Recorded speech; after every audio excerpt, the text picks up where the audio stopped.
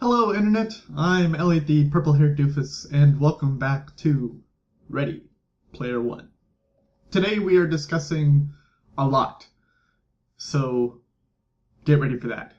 And it gets really, really heavy, so get ready for that.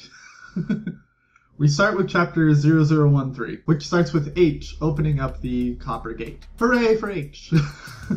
I like you. Stay alive. After he clears the gate, it discusses Wade going back to school. It discusses the dude bro IROC trying to blackmail them both into giving him the secrets to opening the copper gate. And they both knew that he could tell everyone the truth about them, where they are, all of that stuff. The internet has been flooded with rumors ever since Wade first found the copper gate about so many other people claiming that they know him that his message goes widely ignored. Wade decides to go to school thinking that if he took a sick day, people would be suspicious. And then once he gets to school, he finds out that there was really nothing to worry about because half the school is missing since the upsurgence of the contest again. So on the leaderboard, it has Parsival, Artemis, H. And then under that, there is a duo named Shoto and Dayato. And I hope I said that right. I apologize if I didn't. Apparently, they're two people who are hunting for the egg together. And Wade talks about going around school, thankful that he has already completed all the necessary credits to graduate, and just kind of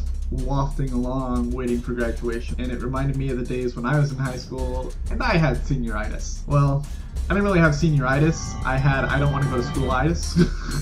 So there was that. He talks about walking through school and thinking about the small poem that was the clue to the next key. It kind of instantly clicked something in my head, and I instantly kind of knew what was his next step. And I'm going to read it for you and see if it kind of clicks for you. The captain conceals the jade key in a dwelling long neglected, but you can only blow the whistle once the trophies are all collected. So did it click for you? Do you have something in your mind right now? Maybe it clicked for you the first time I read it. I'm gonna give you a few seconds.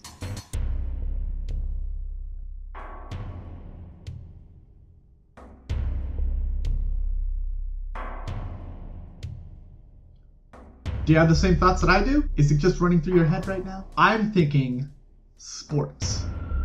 Whistles, trophies, captains. Now, I haven't read past chapter 14, so I don't know if I'm right yet, and I could be totally wrong. But I'm thinking right now, sports. Wade thinks it's from the Revenge of the Nerds, which is pretty close. Yeah, you could possibly do that. So he goes to the rebuild of the Revenge of the Nerds house and finds nothing. He starts getting all these offers from companies saying, we want to use your avatar to sell our product, and we need the skin for your avatar, we need your permission to use it, and we need a voice sample. Wade, being the smartass that he is, sends him a synthesized version of his voice, which sounds pretty much like this. In a world where men have to fight for the Easter egg of justice, one man stands above the rest. And it's just kind of like, I totally do the same thing. They send him a whole bunch of money, and he's like, I can escape the stacks with all of this money. I could get my own place with all of this money. And I'm like, be careful, Wade. I don't know how good you are with money, but I'm terrible with it. When I got a lot of money and I moved out here all on my own, I was terrible with money. I still am. And I'm just kind of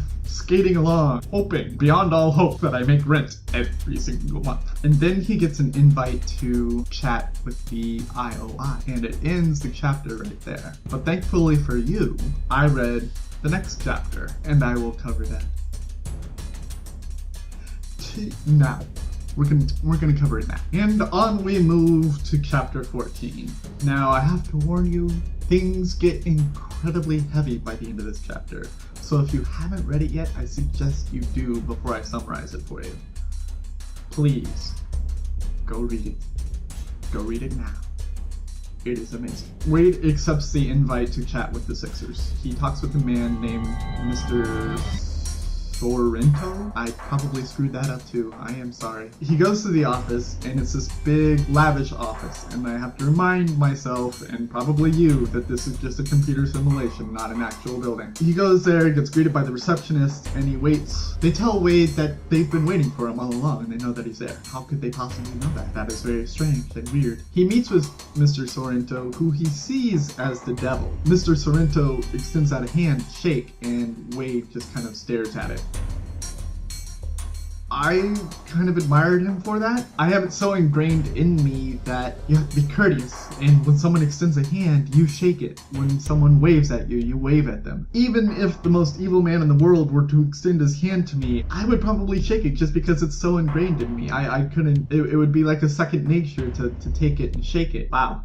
Did not mean for that to rhyme. Mr. Sorrento takes Wade on this tour of the IOI planet. Shows him everything that could be Wade's if he signed up with them. He shows him all of the lavish equipment that they use. It's basically like top of the line gear for a gunter. It's every amount of gear that a gunter would hope to have, but can't, because they don't have the money. And then they sit down. Mr. Sorrento starts talking to him about recruiting him and making him one of the Sixers. Wade just kind of keeps blowing him off. He's impressed by the offers. He keeps on saying, no, that's great, but no. He's trying not to sound wowed by all of the equipment and everything that they have. The first offer that Mr. Sorrento gives him, Wade says, okay, I'll take your offer, but on 3 conditions. The first condition was that he got Mr. Sorrento's job. Sorrento's like, yeah, sure, I could probably do that. And then the second condition was,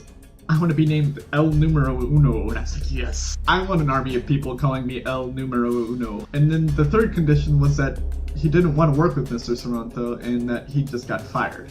Mr. Sorrento listens for confirmation from the headquarters, who are obviously watched the whole exchange, and he says, yeah, that can be done. Wade says, great. Wait a minute, I've just been thinking this over for the past couple seconds, and you know what, you can all just go suck it. And he walks away, or he tries to walk away. Mr. Sorrento's like, wait, we're not done. We still have other offers. He offers him $5 million just to get the information on how he got the copper gate open. And Wade's like, yeah, that's a nice offer, but no, I don't want it. I don't want to work for you. I don't want you to use my information to destroy this thing that I love. So no, I don't want anything. And he starts to walk away again. As he's walking away, Mr. Sorrento says, Wade, sit down.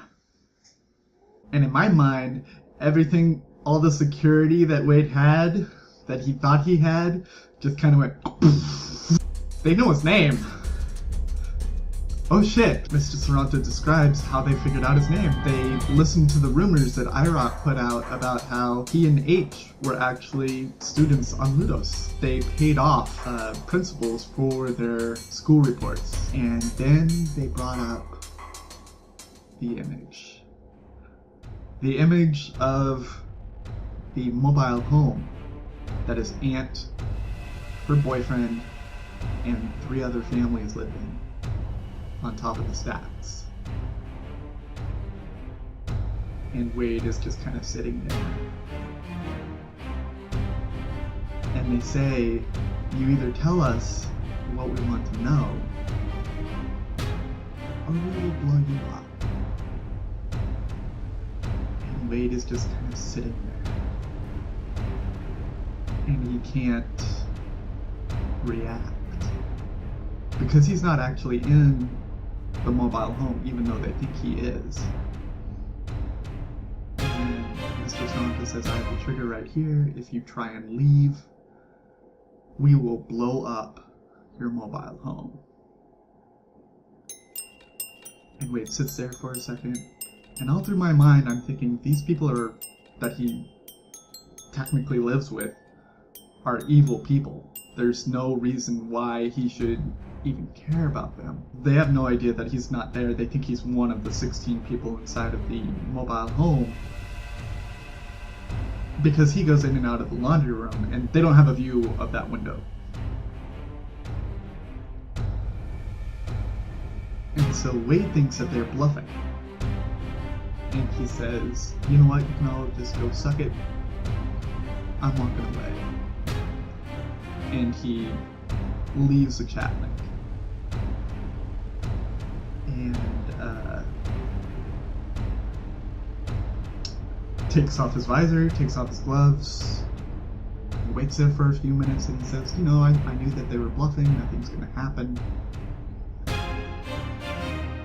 And then all of a sudden, boom. The mobile home explodes.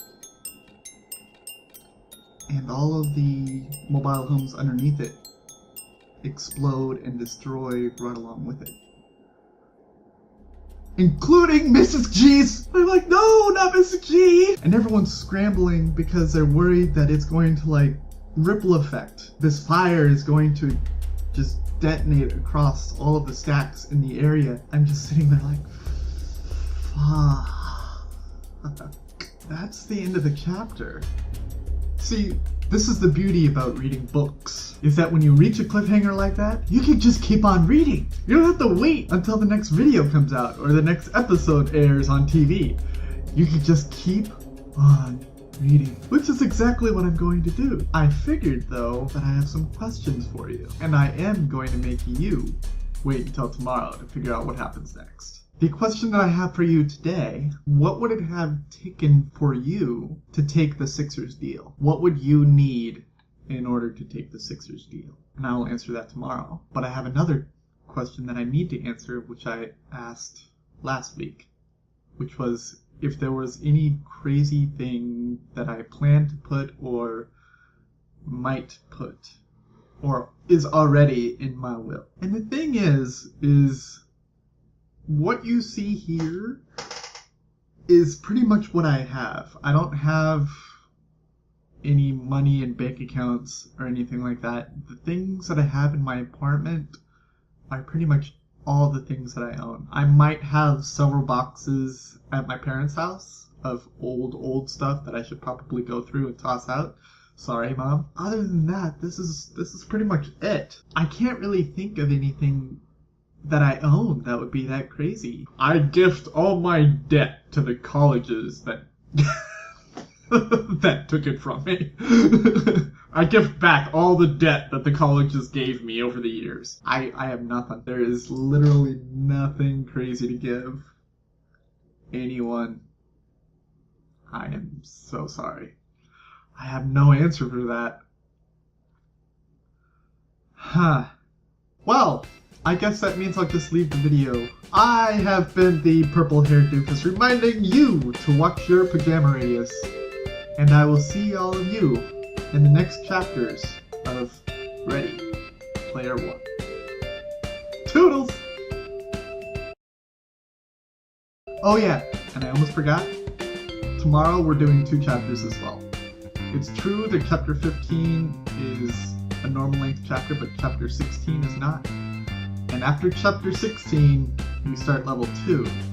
And I didn't want to have a chapter on either side of the beginning of level 2. So tomorrow is 15 and 16.